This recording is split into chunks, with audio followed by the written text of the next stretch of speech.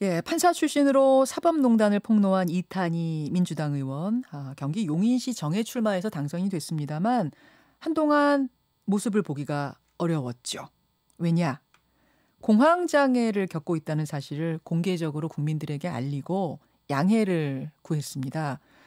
워낙 이례적이어서 상당히 큰 화제가 됐었어요.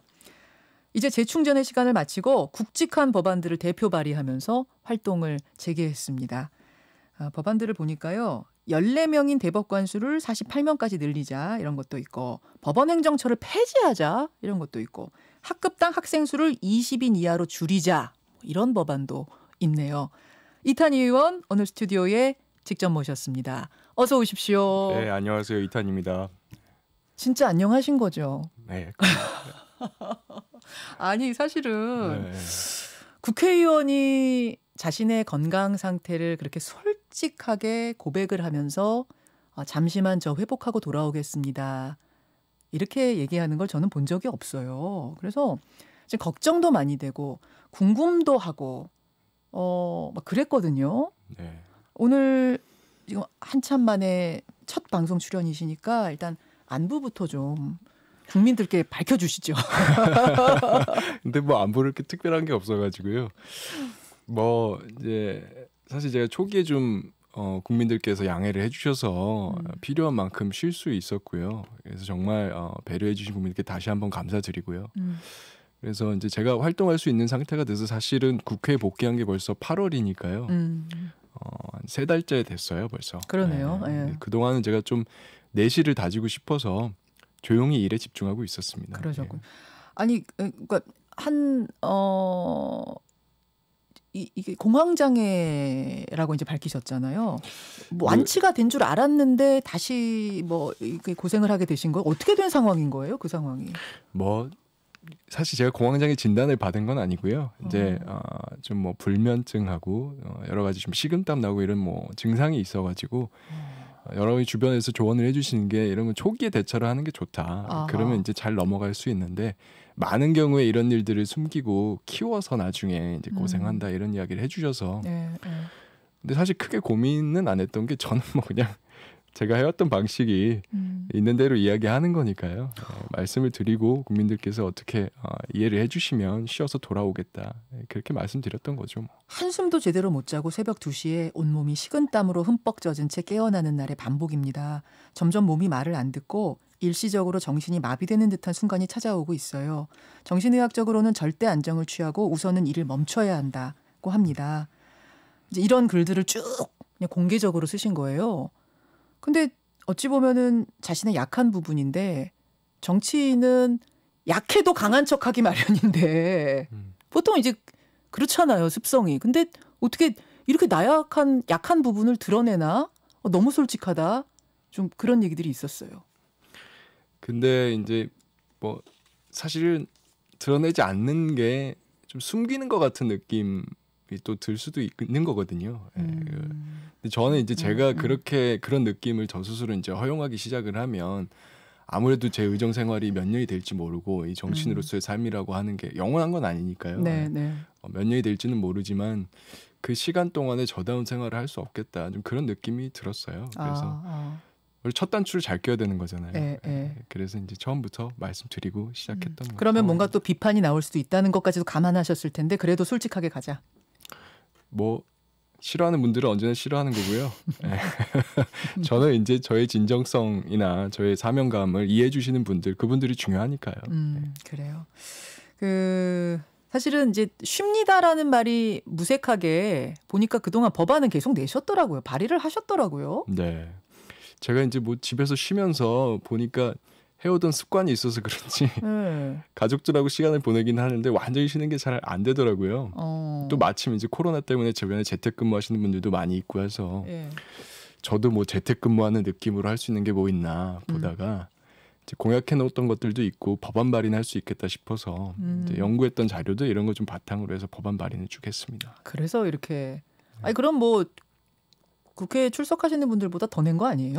법안이 한두 개가 아니던데 하나하나 좀 보죠. 우선 대법관 수를 현행 14명에서 48명으로 늘리자. 네. 아니 한두 명 늘리는 것도 아니고 무려 3배를 증원하자. 이건 이유가 뭡니까? 제가 일단 먼저 질문을 드리고 싶은 게 네. 다른 나라 대법관 수가 혹시 몇 명이 되는지 잘 모르시죠? 모르죠, 저야. 네. 네. 근데 이제 독일 같은 경우에 130명이 넘고 프랑스도 120명이 넘고 120명이요? 그렇죠. 스페인 같은 경우도 70명이 넘거든요. 근데 미국은 또 적지 않아요? 미국도 잘못 알려진 게 미국이 연방대법원이 9명이지만 네. 50개 주의 대법원이 다 있어요. 거기 대법관들 다 합치면 수백 명이 넘거든요. 그래요. 연방대법원은 그 대법원 판결들 중에서 헌법적으로 위반되는 것들을 주로 다루는 거고요. 그래서 헌법재판소 비슷한 거예요. 그러니까 우리나라가 14명인 게 사실 이례적으로 굉장히 낮은 거고 그러다 보니까 그 결과가 대법관 한 명당 연간 4,000건. 봐야 되는 게. 그렇죠. 와. 말도 안 되게 이제 높은 숫자인데요. 이게 어떤 결과로 이어지냐면 우리가 체감할 수 있는 국민이 체감할 수 있는 변화는 뭐예요? 3배로 늘어나면? 이제 지금은 4,000건이다 보니까 아무래도 이 수많은 사건들을 빨리 기능적으로 처리할 수 있는 사람들만 대법관이 될 수 있거든요. 그게 이제 20, 30년 동안 판사한 사람들만 될 수 있는 상황인 거고. 근데 이제 만약에 이 진입 장벽을 낮춰주면 다양한 사람들이 대법관이 될 수 있죠. 우리 방금 미국 연방대법원 말씀하셨지만 우리가 미국 연방대법원 부러워하는 게 다양한 대법관들 때문인 거거든요. 뭐 여성 대법관 3명 이런 이야기를 하지만 그 3명도 자세히 보면 한 분은 비혼 대법관이시고요. 평생. 비혼주의. 그렇죠. 한 분은 이제 결혼했다가 이혼하신 분이고. 이혼도 있고. 예. 한 분은 이제 결혼해서 아들 손자까지 아주 대가족을 이루신 분이거든요. 이제 돌아가셨지만. 이제 그런 다양성들이 확보돼야 좋은 판결이 나오는 거죠. 다양성의 확보가 가능해질 것이고 또 한 대법관한테 너무 많은 일이 배정되는 그런 것도 막을 수 있을 것이다. 그렇죠. 그것이 우리에게 이득이 될 것이다.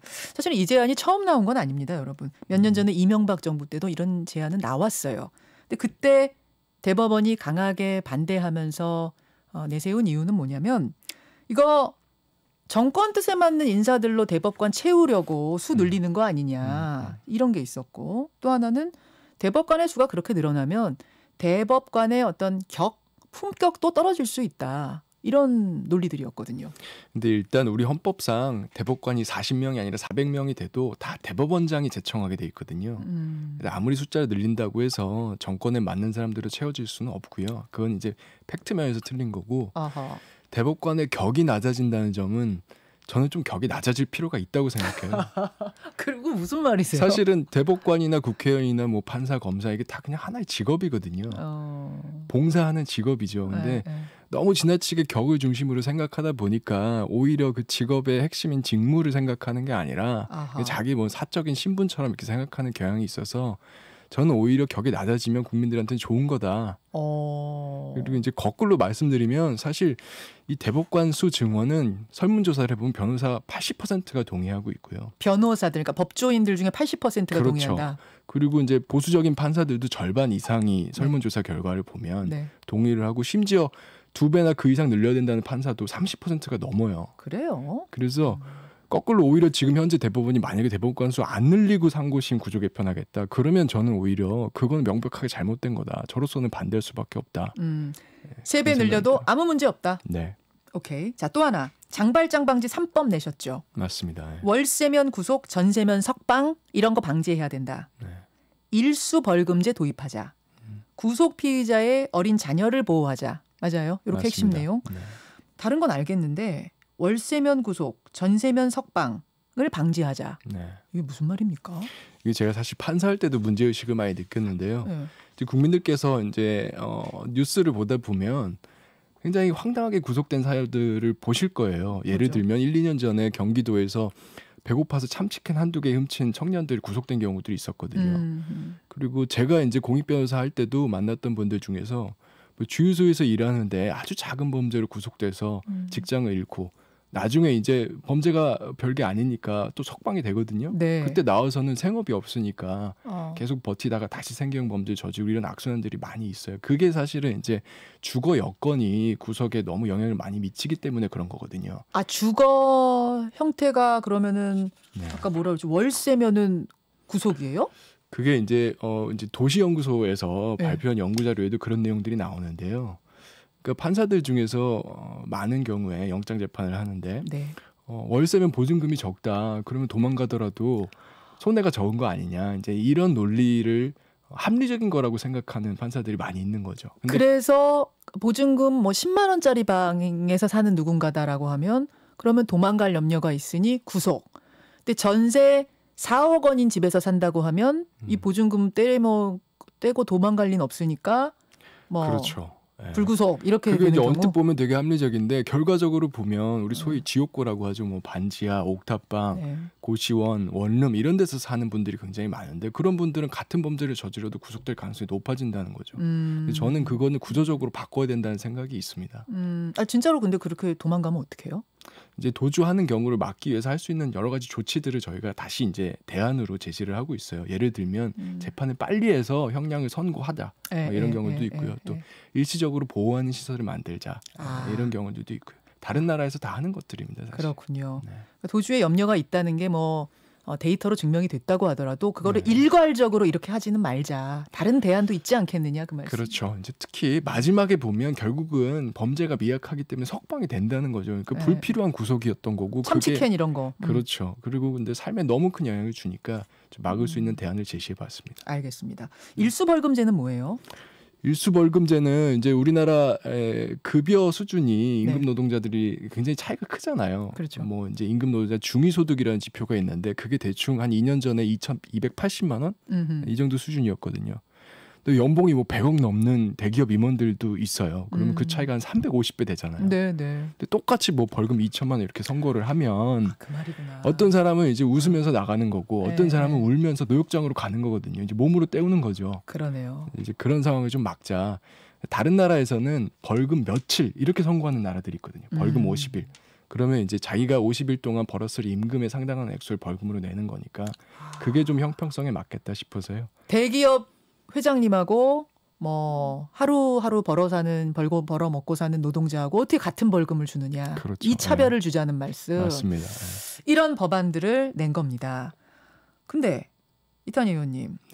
저는 국회 상임위를 당연히 법사위로 가신 줄 알았는데 소속은 교육위에세요? 뭐 제가 사실은 이거 어떻게 된 거예요? 교육위를 뭐 1순위로 지망했던 건 아니고 국회의원들도 우리 뭐 수능 원서 내듯이 희망하는 상임위를 1순위, 2순위, 3순위 이렇게 써서 내거든요. 1지망, 2지망, 3지망이 있어요? 그렇죠. 그래서 뭐 그중에 저도 교육위를 희망을 하나 했는데요. 원래 제가 교육 불평등 문제에 관심이 있어서 근데 이제 당의 사정하고도 이렇게 맞아서 교육위로 가게 됐어요. 그럼 1지망 법사위였을 텐데 그 안 된 거는 그때까지 그 쉬고 계실 때 상황이 좀 그래서 밀리셨구나. 그래서 알 수 없죠. 근데 그럼에도 불구하고 지금 법사위 의원 못지않게 법안 발의를 하고 계시고 교육위는 마침 또 교육에 관심 많으셨다고 제가 들었어요. 네네. 교육위에서도 법안이 발의가 된 게 있네요. 학생 수 20명 한 반에? 네, 뭐 그 말고도 이제 많은 법안들이 있는데 제가 최근에 가장 이제 중요하고 생각하고 있는 법안이 학급당 학생 수를 20명으로 맞춰보자. 이게 현실적으로 가능해요? 저는 가능하다고 생각하고 있고요. 사례를 들어보자면 세종시 같은 경우에는 이제 지난 몇 년간 인구가 폭증해서 학생 수가 늘었어요. 그런 경우에 학급당 학생 수 맞추기 어렵거든요. 근데 교육 당국에서 잘 대처를 해서 교부금도 이제 충분하게 주고 학생 수에 맞는 이제 교원 수도 배치를 해서 지금 초등학교 같은 경우에 학급당 학생 수 20명대로 맞추고 있거든요. 충분히 가능한 상황이고요. 지금 전체적으로 여건이 나쁘지가 않아요. 선생님 수라든지 어떤 뭐가 왜 그러냐면 이제 지금 정부에서 범정부적으로 K 뉴딜이라고 하는 프로젝트를 지금 진행을 하고 있는데 이게 이제 160조 원의 돈을 투자를 해서 190만 개 이상의 이제 일자리를 만드는 사업이지 않습니까? 그 중에 상당 금액이 교육 관련된 예산이고요. 그걸 잘 활용하면 되고 또 사실 학생 수가 줄어들고 있기 때문에요. 지금 체계적인 계획만 만들면 굉장히 가능한 상황입니다. 오히려 중요한 건 이제 예산의 우선순위죠. 이제 우선순위를 높일 수 있도록 하는데 좀 집중하고 있어요. 알겠습니다. 그나저나 사법농단에 연루돼서 재판받고 있는 전현직 판사들 그중에 6명이 줄줄이 무죄 판결 받고 있습니다. 이 재판 결과를 지금 뭐 전해 듣고 계시는 심정은 어때요? 뭐 사실 제가 그걸 한두 번 이야기한 건 아니고 1년 전부터 이건 형사사건으로 풀기 어렵다. 법관 징계해야 되고 탄핵해야 된다 얘기를 했던 입장이기 때문에 사실 새로울 건 전혀 없죠. 근데 다만 이제 아쉬운 것은 여전히 이 문제를 좀 정치적으로 당략적인 차원으로만 해석을 하는 경우들이 있어서 진척이 안 되고 있는 게 상당히 좀 아쉬운데요. 근데 저는 이거 결국은 징계나 탄핵으로 풀릴 거라고 봅니다. 그것 말고는 답이 없거든요. 그거 말고는 답이 없어요. 네. 법적으로 풀 방법이. 그렇죠. 왜냐하면 형사적으로 이제 판결 무죄 나는 거는 판사의 권한이니까요. 그렇다면 지금 탄핵으로 풀 방법밖에 없단 말씀은 네. 국회의 결단이란 얘기네요. 그러면 맞습니다. 네. 그 가능성이 있겠습니까? 사실 지금 분위기는 그때랑은 또 좀 달라서 말이죠. 근데 뭐 분위기라고 하는 게 네. 마치 뭐 국회의원들이 그거에 관심이 없어서 네. 수면 위로 드러나지 않고 있다 이렇게 이제 우리가 오해할 수 있는데 그런 상황은 전혀 아니라고 저는 보고요. 근데 동시에 여러 가지를 한꺼번에 진행할 수 없으니까 그런 상황일 뿐이어서 계속해서 무죄가 나고 하면 국민들께서도 이 부분 불편하실 수밖에 없거든요. 그리고 특히나 양시대 대법원장 판결 같은 경우에 그것이 형사적으로 해결이 안 된다라고 하면 다른 방법으로 국회에서 대안을 낼 수밖에 없다. 저는 그렇게 생각하고 있어요. 여기까지. 네. 이탄희 의원님 고맙습니다. 네, 고맙습니다. 김현정의 뉴스쇼는 청취자 여러분의 참여로 이루어집니다. 트위터, 페이스북, 레인보우 게시판, 그리고 단문 50원, 장문 100원의 유료 문자 샵 1212, 우물정 1212 통해 참여하실 수 있습니다. 김현정의 뉴스쇼, 여러분과 함께 만듭니다.